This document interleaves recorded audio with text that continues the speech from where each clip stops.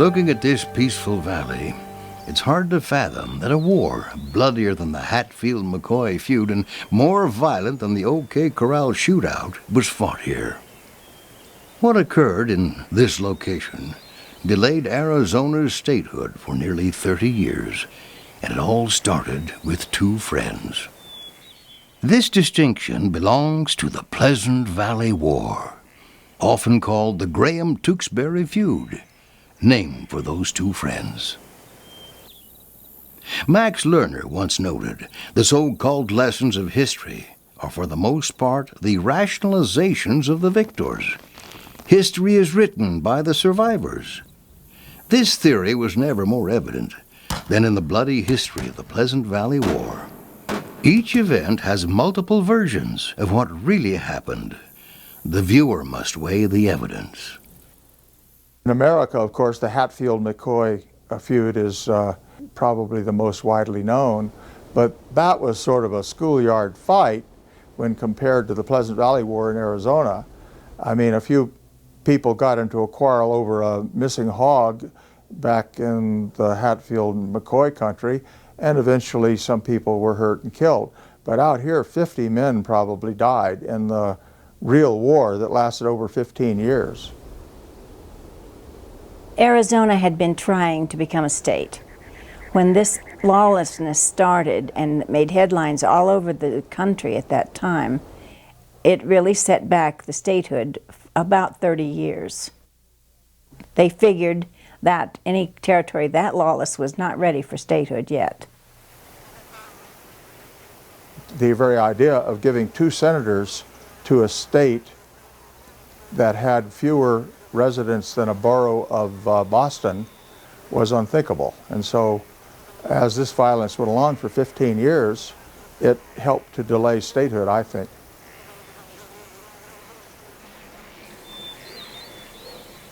Certainly it was a wonderful place, being a beautiful valley and being with lush grass, knee-high, to go and escape whatever your past might have been. And certainly a lot of young men took advantage of that. Some had been outlaws before, some had been in prison before, prison escapees before. It was a good place simply to get away from the world, but it probably didn't work any better in those days than it does today for people coming to Arizona to escape their past. In 1881, John Tewksbury Sr. brought his family of 4 sons and a new wife to the Pleasant Valley area in the Arizona Territory. The boys were named John Jr., Frank, Jim, and Edwin. The boys' deceased mother was an Indian, making them half-breeds. Whether or not hatred along racial lines played any part in the brutality that followed is open to debate.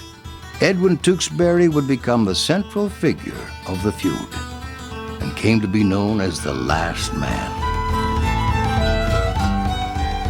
Well, Edwin Tewksbury, what kind of a person was he? He was a guy not to mess with. There was ample accounting of how good he was with a gun and how he wasn't to be trifled with. He was a man of impeccable personal courage and behavior. I think toward the end of his life he probably drank more than he should have, but he also never wavered in his loyalty toward those he deemed to be his friends. The Tewksburys were known for their tremendous string of excellent horses, and the Pleasant Valley ranges were choice lands for their enterprise.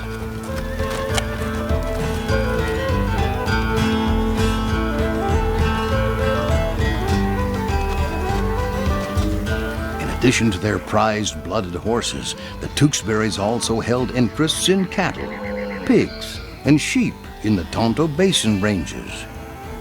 It is their ownership of some sheep which often leads to their being classified as leaning toward the sheep interests in the cattle versus sheep factions of the feud. When sheep graze a land, they eat every scrap of feed and leave it virtually barren, whereas a cow will only eat the very top portion of the feed, leaving the plant free to grow feed again. Cattlemen see the sheep flocks as raping the lands of feed for their cash crop, which is cattle. Thus, the two sides are enemies. The main holder of sheep interests in Pleasant Valley were the Daggs. Their ranges bordered the Tewksburys. They were business partners.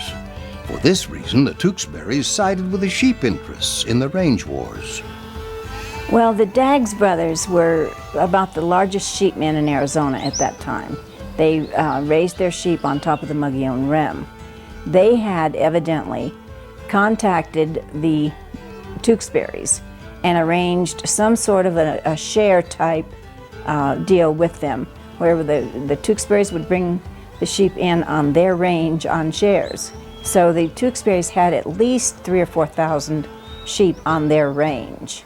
At least that's what they declared on their tax notices. This story begins in 1882 when Edwin Tewksbury met a young cowboy named Tom Graham. The two became fast friends. Tom was a cattleman, and he told Edwin that he was looking for a place to raise cattle. Edwin suggested an area in Pleasant Valley, not far from his own ranges. Tom seemed to be a very slow, plodding man, not terribly clever at business, caught up on many occasions, kind of left hanging with people who owed him money that he couldn't collect. But he certainly seemed to be a very serious but easygoing young man.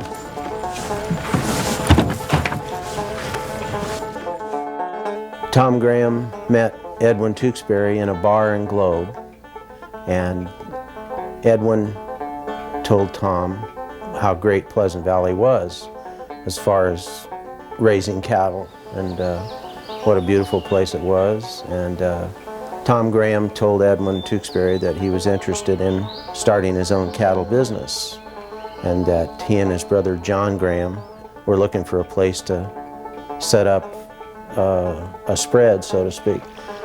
Edwin took Tom Graham to Pleasant Valley and showed him around. Tom was pretty impressed with the place, and eventually brought his brother John and their half-brother Billy into Pleasant Valley. And the Tewksburys actually helped them build a cabin. Later on, the bad blood occurred. For 2 years, the Grahams and Tewksburys worked together and considered each other to be friends. They often teamed up on ventures. One of those proved to be rustling cattle to fatten their own herds. In the West, cattle and horses were often the targets of rustlers, who were quick to slap a brand on an unbranded animal. Well, everybody was rustling from everybody else. There's an old saying in the West that you never eat your own beef. And there's another saying in the West that some years we had phenomenal calf crops. Some of our cows had 4 or 5 calves, which is genetically unheard of. The outlaws from Texas and New Mexico had come into here. They would steal horses from the north, bring them through Pleasant Valley, and rest, and then they would go on to the Phoenix area. They would steal horses down there, bring them back through Pleasant Valley, and take them up as far north as Colorado to sell them. Another favorite trick was to alter a brand by using a running iron, which is a bent piece of steel that rustlers use to make either curved or straight lines, depending on which way the hot metal branding implement touched the hide. I've seen somewhere that an old Arizona cowman said that he was incapable of writing his own name, but he could draw the U.S. Constitution on the side of a cow with a running iron. Branding was the chief identifying mark for claiming ownership of stock. If a cow or horse was unbranded, or another brand could be developed out of the existing brand, then ownership of the animal was simply transferred to the rustler. I think that probably always the big herder in an area would assume that a certain amount of shrinkage would occur. And many a small rancher in Arizona got his start by by appropriating a few head of cattle from the big one. It is ironic that this rustling enterprise, which brought them together, is also the one which would tear them apart. They went in together and stole James Stinson's cattle. He was a large rancher here.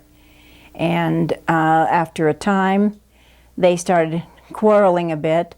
The Grahams went to the county seat, registered the brand in their own name, obviously leaving the Tewksburys out in the cold. So when the Tewksburys found this out, that was one of the reasons that they started their hatred for each other. On January 12, 1884, some cowboys from the James Stinson cattle outfit, the very first in Pleasant Valley, rode up to the Tewksbury ranches. Stinson had been losing huge numbers of cattle, and his men were looking for missing stock. Their search brought them right to the Tewksburys' door. Present that day with the Tewksburys were both Graham brothers. Edwin Tewksbury asked them who they were hunting, and the answer given in return was, U-S-O-B. Tempers flared, hotheads drew guns, and shots were exchanged. Edwin Tewksbury shot 16-year-old Elisha Gilliland in the back as his horse reared. The shooting of Gilliland was the first blood spilled in what would soon become a very bloody war. At the trial, John Graham testified that Gilliland drew first. He even had a bullet hole in his hat to show the court. This gunfight was the last time the Grahams and the Tewksburys were on the same side.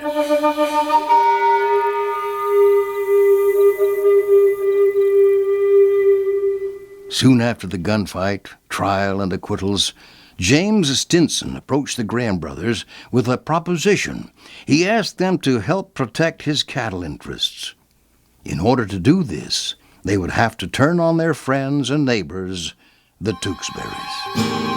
The contract that James Stinson and the Graham brothers entered into was actually recorded as an official document in the courthouse in Prescott, Arizona. This is not legend, it's not a myth, it actually happened. And within 6 months, this happened in 1884, the Grahams had satisfied themselves that they had enough evidence to accuse the Tewksburys of cattle rustling. Maybe the Tewksburys' interest in sheep facilitated this mutiny by their close friends. But since the Grahams had thinned Stinson's herds themselves, this was a very strange partnership. For each conviction that the Grahams, as range detectives, could bring, they were going to get 20 head of cattle as their reward. They went about their business pretty efficiently. What this precipitated was, upon the Tewksburys, was a necessity to travel these huge distances to appear in court for various kinds of charges, and they had ample time to be angry about that and eventually probably seek revenge. As evidence of the Tewksburys' rustling, the Grahams confessed to taking part in it with them. The judge awarded an acquittal for all defendants and cited the Grahams for perjury. What had been a close friendship quickly turned into a bloody nightmare. In late 1884 or early 1885, the Blevins family acquired the ranch at Canyon Creek. Some accounts say that Andrew Arnold Blevins, more widely known as Andy Cooper, the oldest Blevins boy, moved into the ranch house of a Mormon family while they were away in Salt Lake City. Another version had Andy Cooper forcing the family off the land at gunpoint and allowing them to take only what they could carry. Whatever the truth is, Canyon Creek Ranch became the central location for Andy's cattle and horse-stealing ventures. Andy Cooper was a hot shot. He liked to brag. He liked to drink. He was totally lawless, as far as I can tell. He had no sense of justice, no respect for anybody. Low life, nasty, mean, opportunistic, a guy without any real moral restraints whatsoever. Andy went by the alias of Cooper because he was on the run from the law in Texas, where there was a warrant for his arrest on a charge of murder. When he settled on Canyon Creek Ranch, he sent for his family to follow him west from Texas. Considered soft-spoken and honest by friends and family, Andy was considered ruthless and without moral conviction by everyone else. Andy's father, Mart Blevins, more widely known as Old Man Blevins, had 4 other sons whom a newspaper of the day called chips off the old block. In addition to Andy, there was a Hamp, Charlie, John, and Sam Houston Blevins. Together, the Blevins gang led horse and cattle stealing raids on the areas surrounding their ranch. Avid haters of sheep and sheep interests, the Blevins gang soon came to be associated with the Grahams and the cattle interests in the feud. Andy Cooper's involvement in the brutality would become the stuff of infamy. In February of 1887, the bloodiest year of the feud began with the discovery of the body of a sheep herder. Reporters said that this body was riddled with bullets, and that most grisly of all, his head was missing.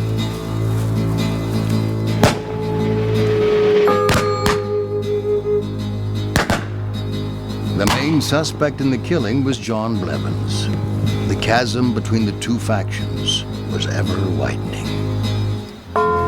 In early August 1887, Old Man Blevins set out on a journey, reportedly to find some missing horses. He found evidence of their theft and set out to recover them. He was never seen again. His horse and his rifle were recovered near the Tewksbury Ranges.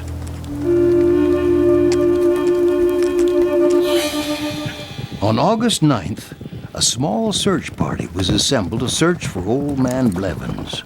The group, consisting mostly of those associated with the Graham faction, including the Blevins, came to the Middleton Ranch, owned by Tewksbury sympathizer George Newton. They were met at the door by Jim Tewksbury. According to different testimonies, Johnny Payne knocked on the door with either his knuckles or the butt of his pistol. And at that time, Jim Tewksbury reportedly asked him, "What do you want?" They said, "We're hungry, we want something to eat." Jim Tewksbury replied, "This ain't no damn boarding house." And from there, different testimonies as to what happened, but the shooting started right after that. Johnny Payne, Hampton Blevins were killed, and Tom Tucker and Bob Glaspie were wounded. The thing is that the Tewksburys, of course, wanted to place the blame on the affray squarely on the shoulders of Hamp Blevins. Hamp, from his photograph, appeared to only have one arm.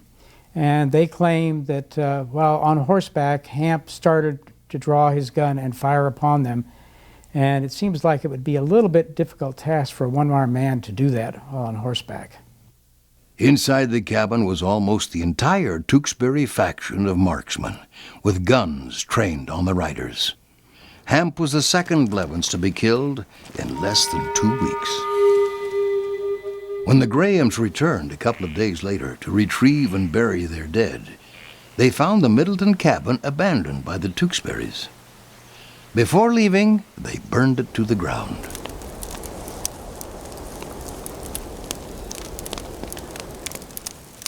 On August 17th, William Graham, the younger brother of John and Tom, was rounding up horses near the Graham ranches. According to one version, he came across Apache County Deputy Jim Houck. What happened and who drew first is still disputed. Billy or William Graham murder was one of the most despicable things that happened during the Pleasant Valley War.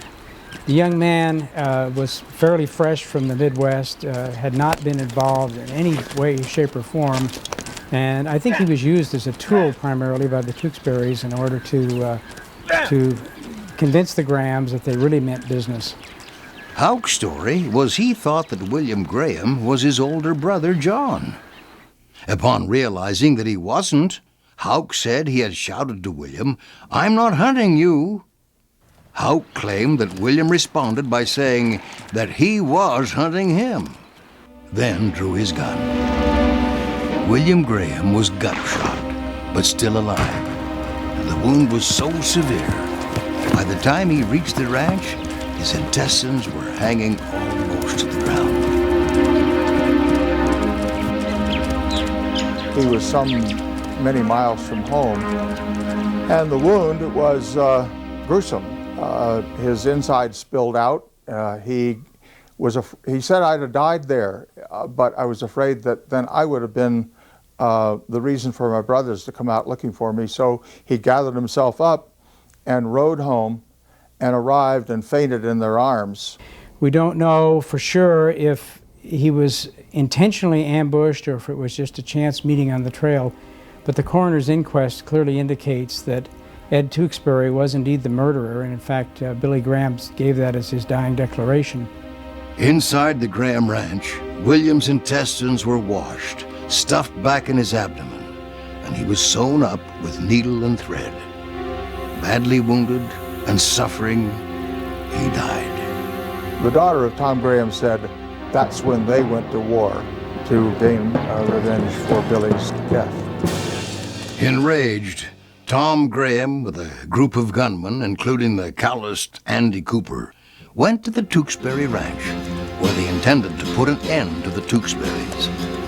They concealed themselves and waited. September 2nd, 1887, the Tewksbury Ranch came under attack from the Grahams and the Blevins. I believe John Graham and Tom Graham were there, along with possibly Andy Cooper, maybe some of the other Blevins boys. John Tewksbury and Bill Jacobs were killed. They were out gathering horses in the morning and were ambushed in what's known as Dead Man's Canyon. In the early morning hours of September 2nd, John Tewksbury Jr. and William Jacobs left the Tewksbury cabin to round up horses. What happened next is without a doubt one of the most gruesome moments of the Pleasant Valley War.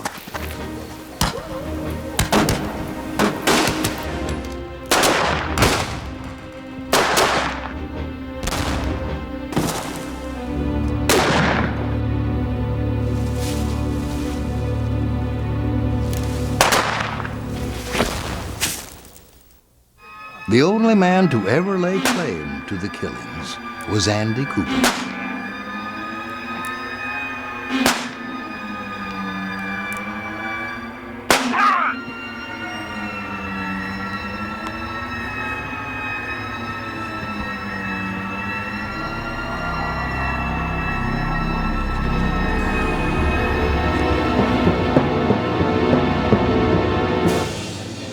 The Tewksburys, alerted by the gunfire, barricaded themselves in their cabin. The Graham forces then began a gunfight with the Tewksburys that reports say lasted 10 days.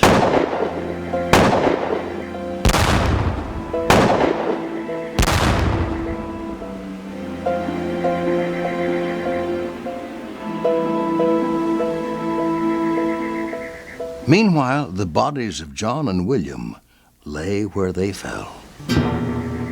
Wild hogs came upon the bodies and began a grisly feast. One version of the story had Mary Ann, John's wife, defiantly going out and driving away the hogs, digging a shallow grave and burying her husband. The cowboys who had just ambushed her husband allowed her to carry out this task.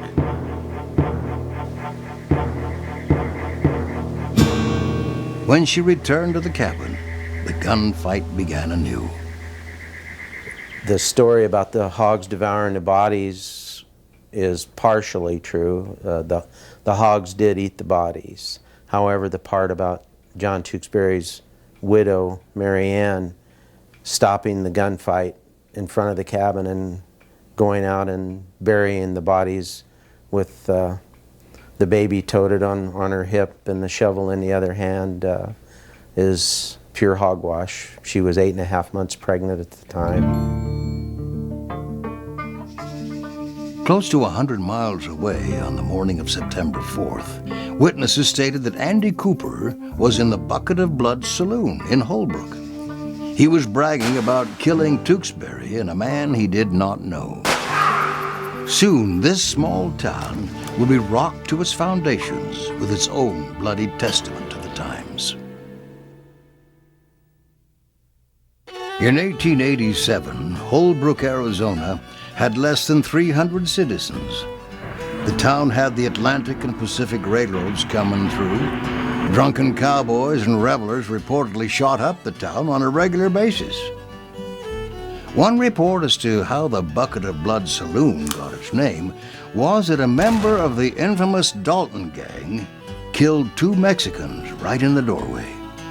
By the time the law arrived, they had bled a bucket of blood. Commodore Owens drifted into Arizona territory around 1881 and quickly made a name for himself with his gun. Commodore Owens was, I think if I had lived at that time, he would have been my hero. He was honest in all his dealings. He kept his sheriff's records down to the postage stamps. I mean, he kept track of every penny he spent. He was quiet, mild-mannered, but he was also probably the best shot in the whole West. His contemporaries said that no one was as good a marksman as he was. Will Barnes, a grassroots historian, claimed to have seen Commodore Owens display his expertise with a pistol on many occasions. Owens nearly always carried 2 revolvers and could draw either with his right or left hand with wonderful speed. Several times on the roundups, I had seen him stand 20 feet from an empty tomato can and keep it rolling and jumping with alternate shots from his 2 guns until the can was torn to pieces. During his tenure as sheriff, a mob assembled to take a prisoner from him, a Mexican who had killed a card dealer. The mob assembled at the jailhouse. Owens stepped out and said, "Before you take him, you'll have to kill me, and there ain't enough of you." The mob is alleged to have taken the high ground rather than face Owens' guns. Indians feared Owens. At first they called him Long Hair, but later he became known as Iron Man or Ghost Man. With regard to these monikers, Little Chief, a Navajo chief, supposedly claimed that they had killed Owens many times, but he either would not die or by some magic the bullets bounced off him harmlessly. It is told in legend that whenever Owens spotted a party of Indians, he would shake his hair and charge them. Upon seeing the Ghost Man, they would scatter. Rustling and thefts continued, creating great pressures on Owens to do something. He was also criticized by the Indian agents in the area because of his zeal to go into reservations to arrest Indian rustlers. Commodore Owens shot a young Navajo, and the young Navajo's dying words were, "I was shot and killed by Commodore Owens, and I don't know why." Some had supposed that his hatred of the Indians was clouding his judgment. So the Navajos would go in at night and steal 20, 30 horses, and this was hurting the stage company. So they hired Owens to get rid of the Navajos who were stealing horses. Well, he did in short order. And I think that's where all the business of him being an Indian hater arose. I don't really think he was. I think he just hated people who stole things. He hated horse thieves and cow thieves. Owens had a hard time keeping bonded by the wealthy citizens, whose interests he was supposed to be protecting. Citizens wanted Andy Cooper. Will Barnes theorized that Owens knew if he went after Cooper, one or the other was bound to die. Even the newspapers printed theories that Owens feared facing Cooper. Commodore Owens was having trouble with the Board of Supervisors. They came down really hard on him because he hadn't brought Andy Cooper in. And they actually threatened to fire him. They said, you lose your job if you don't bring him in. You've had this warrant for a long time. Now just do it. Whether by fate or by prior knowledge, September 4th found Commodore Perry Owens and Andy Cooper in the same town. The unfolding of the gunfight and the testimonies that followed it are disputed to this day. Commodore Owens arrived in Holbrook in the afternoon and rode directly to the Brown and Kinder livery stable.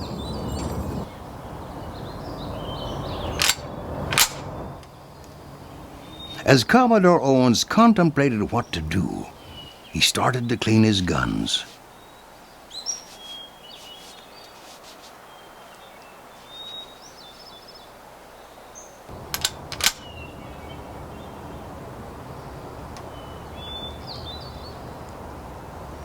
He was met by druggist and sometimes deputy Frank Watrin.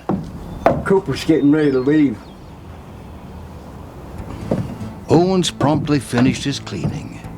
Watrin reportedly offered to round up a posse to help him, but Owens declined, thinking that innocent men might die if they did.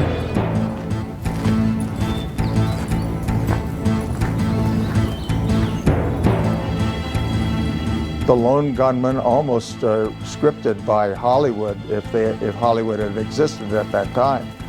All alone, no one backing him up, going unsupported to a house and knocking on the door with the intention of arresting somebody inside. I really believe in the beginning that Commodore Owens hoped he would get Andy at home with his family, thinking that he would not resist arrest if he had the women and children there. I think he was hoping against hope that's what would happen. As Owens walked up to the front porch of the Blevins residence, he saw Andy Cooper, John Blevins, and a third person in the west front room. Standing out front, Owens yelled, "Cooper, I want you!"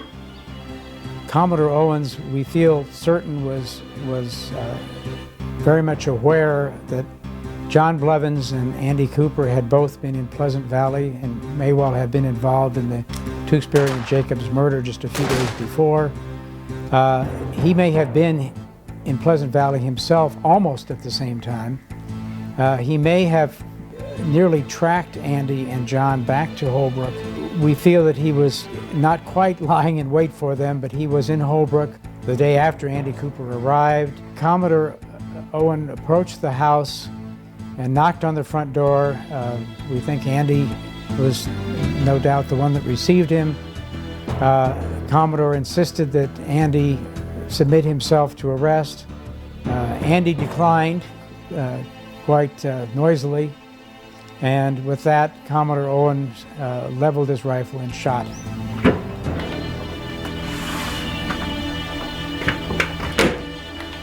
I got a warrant for you, Andy. Yeah, what about? It's about what we talked about before. Well, I'll see about it. Wait. Come now! I won't come!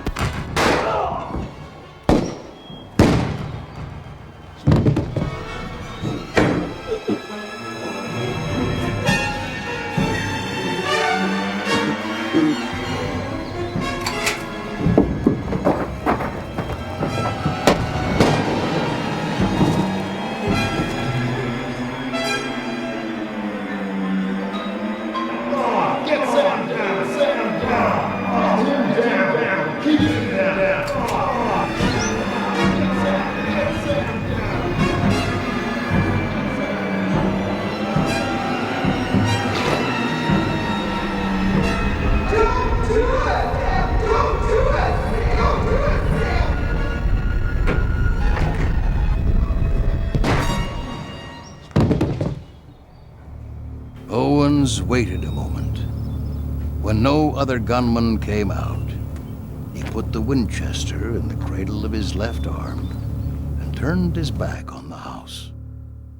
Samuel Houston Blevins stepped out on the porch with a gun pointed at Owens.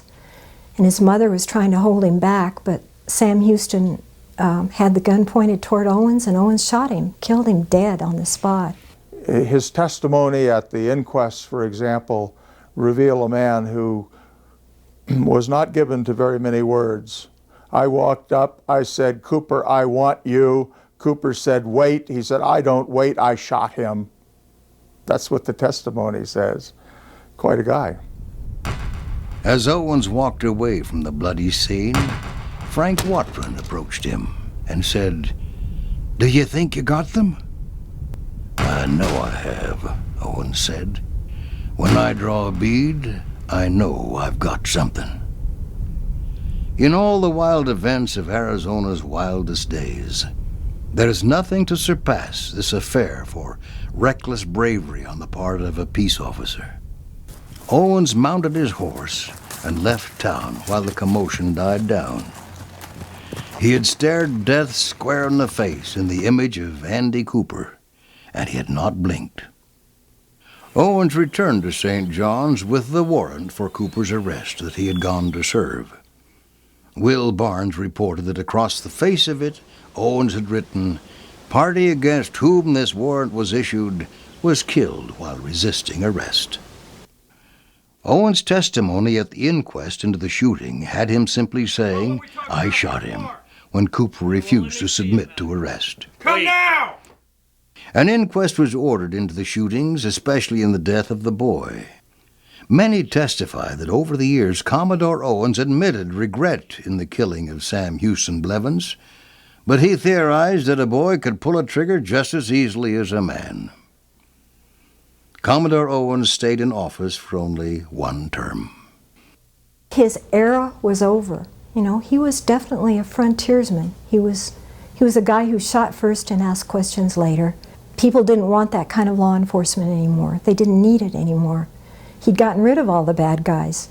He'd either sent them off to prison or he'd killed them. On May 10th, 1919, he died and was buried in Flagstaff.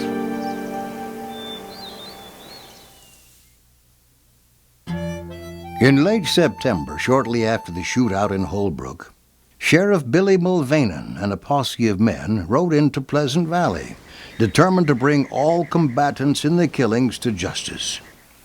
They hid themselves behind some stone walls near Perkins' store. When John Graham and Charlie Blevins approached the store on horseback, Sheriff Mulvaney ordered them to put up their hands. When Graham and Blevins went for their guns, the posse's guns roared. Both men were killed. Charlie Blevins was lying in the ground writhing in pain. Houck ran over thinking that he was still alive somewhat and was going to shoot him to finish him off. Houck was a very close ally of the Tewksburys, so the posse certainly had an ulterior motive in trying to do in the Grahams. Ranchers along the Pleasant Valley Territory were tired of the bloodshed and rustling. Many of them, reportedly led by Colonel Jesse W. Ellison, organized a committee of 50 to clear the bad element out of the country. There were some very large Texas herds that were wanting to come into the grass of Pleasant Valley. They couldn't come in here because their herds would be stolen. One of the largest ones had brought a big herd in just the previous year. And by spring, when he came back to round them up, almost every one of them was gone. So these ranchers and the men who worked for them, who were, by the way, mostly very sturdy West Texas cowboy types, got together and decided they were going to clean out the valley. Once the rustlers and the horse thieves were all gone, then they could bring their herds in. On August the 11th, 1888, the vigilante mobs hung 3 suspected cattle and horse thieves, Stott, Scott, and Wilson.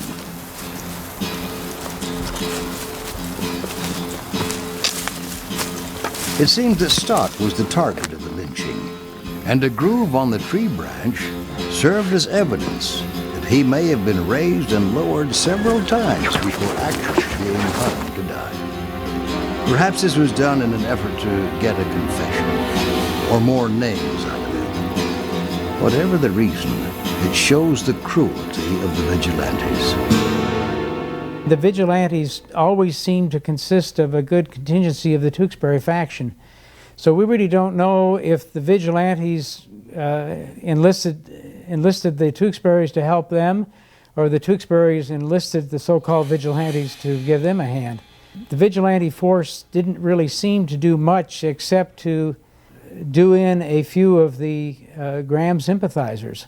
If they had really been a vigilante force trying to clean up the area of horse thieves, as they had claimed, they probably would have gone after a lot of other men, conceivably even the Tewksburys, because as the Mormons always reported, they felt, in the early days at least, that the Tewksburys were the biggest horse thieves in Pleasant Valley. Well, today's people, especially the descendants of these men who lived in this time, in this area, should realize that times were different then. Men were different then. Life was very harsh, and especially on a frontier like Pleasant Valley was. There was no such thing as the Miranda rights, no 911, and with all of the appeals that go on for 20 or 30 years after a conviction. There was no law, no judge anywhere around. When they came across something, somebody stealing their cattle, there was only one thing to do, and that was to take care of it themselves. People today have no idea what life was like back then. They don't think it's possible that their great-great-grandfather did something like this. They did, but they had to. And I don't think that any of us should judge those people. Whether it was because of the killing of his brother John by a posse or the threats of vigilante groups, Tom Graham left the Pleasant Valley area and moved his operations to Tempe, Arizona. There he began life anew and full of promise. Tom married Annie Melton, and they soon had a child. He became respected and liked all around the Tempe area, where his new ranch was established. For almost 5 years, Edwin Tewksbury stewed over the vicious murder of his brother John. It was reported that Tom Graham wrote letters to Edwin Tewksbury, threatening to return and kill him. Mary Ann Tewksbury, John's widow, had remarried John Rhodes, a friend of her murdered husband. Many believed that she wanted revenge. Edwin Tewksbury decided that Mary Ann had suffered long enough. If Tom Graham must die for his actions in the Pleasant Valley War, then it was his duty to see it was taken care of, because he had brought Tom to the valley. In the early morning hours of August 2nd, 1892, Tom Graham was loading his wagon in Tempe.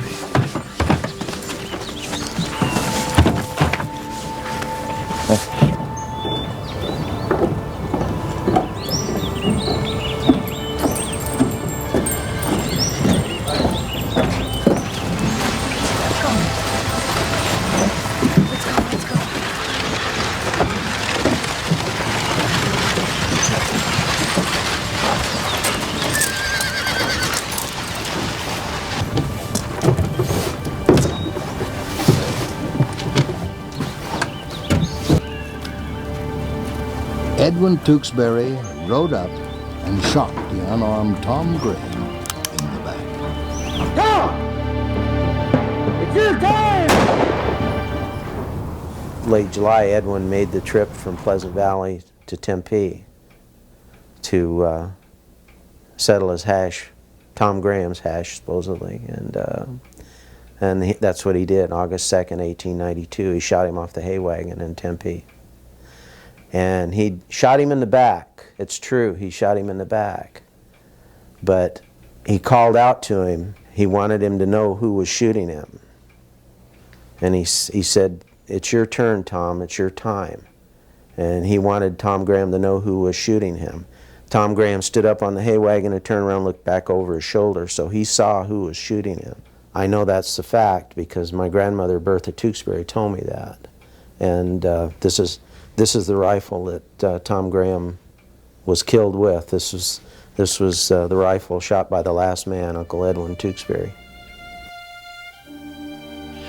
Thus ended the bloodiest feud and range war ever fought on American soil. It has been virtually forgotten in history and old Western folklore. Heirs and survivors of the feud, along with historians and authors, differ dramatically on their interpretations of what really transpired. These preceding events have become virtually forgotten. If range wars, feuds, and gunfights are going to be remembered for the lessons of history, then the events of Pleasant Valley and Holbrook, Arizona are as vital as any to show the maturity of a state, and even a nation. For this range war was the biggest and bloodiest in American history. The importance of our history cannot be denied, nor the lessons forgotten, if we want to bridge the gap to our not too distant past.